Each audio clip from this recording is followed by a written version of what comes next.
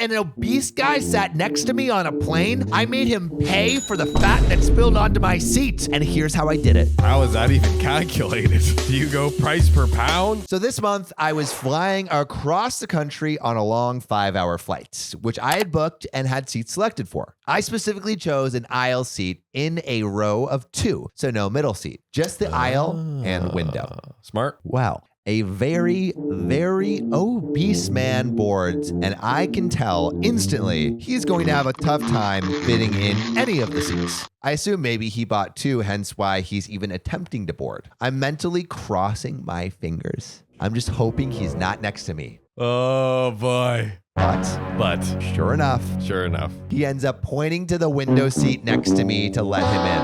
I get up and let him in politely, wanting to at least give the man a chance.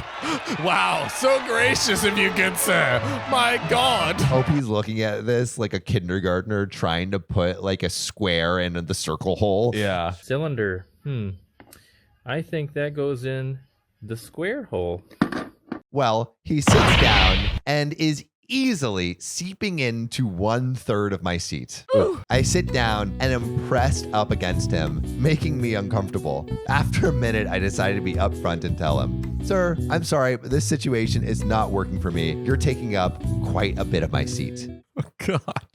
Oh God. 1/3 of my seat. That's like, here, come over here, John. Come sit right here. That's a lot. And I'm like a skinny dude too. It would be like this. It would be like this. For 5 hours? Are you kidding me?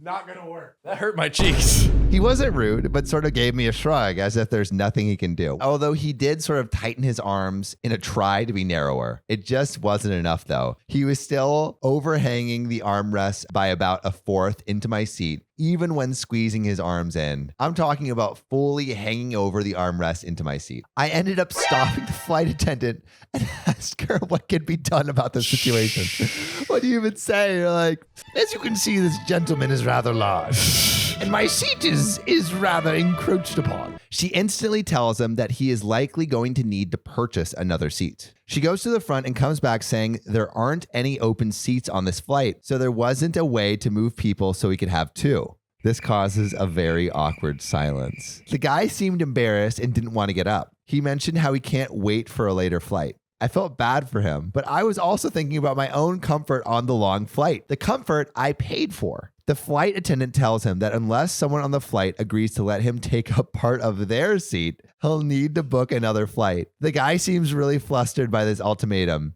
And here's where I made my offer. Oh.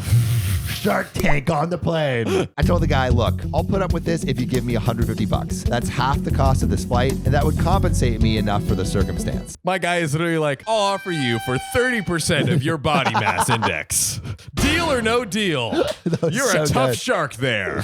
That was so good. You know, Sam, some things out there are shrimpy wimpy. I hate shrimpy under the sea animals. Other things are top dog. Like dolphins. Like dolphins. You know what also reminds me of like the shrimp of the world? Most nicotine products. Terrible for you. Gets your teeth all dirty. Lucy is the nicotine alternative, y'all. If you're an adult and like the occasional nicotine product, there is a better option for you. Actually, the best option, and that's Lucy. Good alternative. You're in the office. Pop a little pouch. That's right. A little icebreaker to break that ice. And you know, they got espresso, they got apple cider, mango, they got some fun flavors going on over there. But it's only if you're a freaking adult. That's right. And Sam, we got a deal. Viewers get 20% off when they order from Lucy.co and use the promo code OKOP. Go to lucy.co.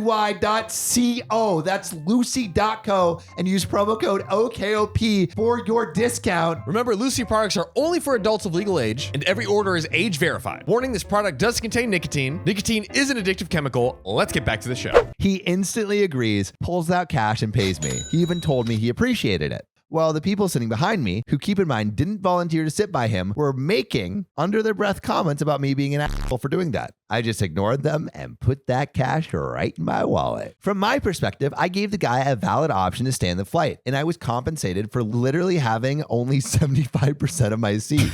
Maximum, let alone the feeling of a person's body pressed against you involuntarily. Oh man, a win-win.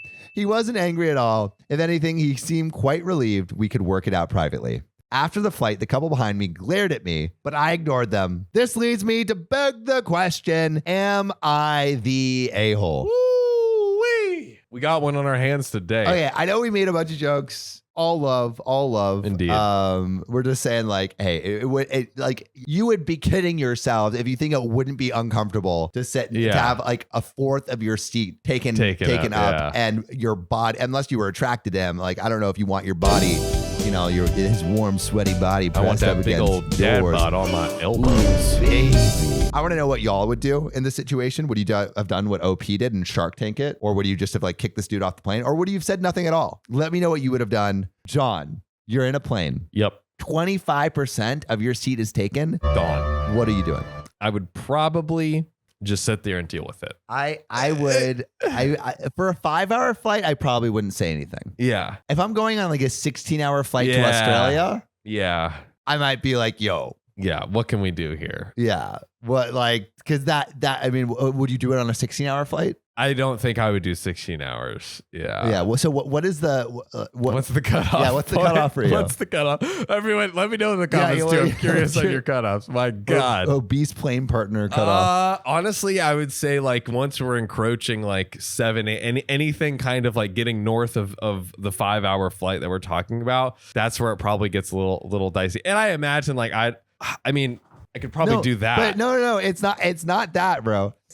It's this. I think you're. Oh it's God. this, bro. You got 75% of my seat, or you're attempting to. No way. You're going for 75. I'm like you're going for 50. Okay, here we go. Let's see. What's the line? Okay. What's right that's here? 50. So that's 25%. Look, this is 25%. I'm out of the way of 25%. All right. Okay. Right. So that in my mind, I'm like, okay, I can like basically have a millimeter of air between me and this person. What would you guys do? We would love to know. Please tell us. See you soon.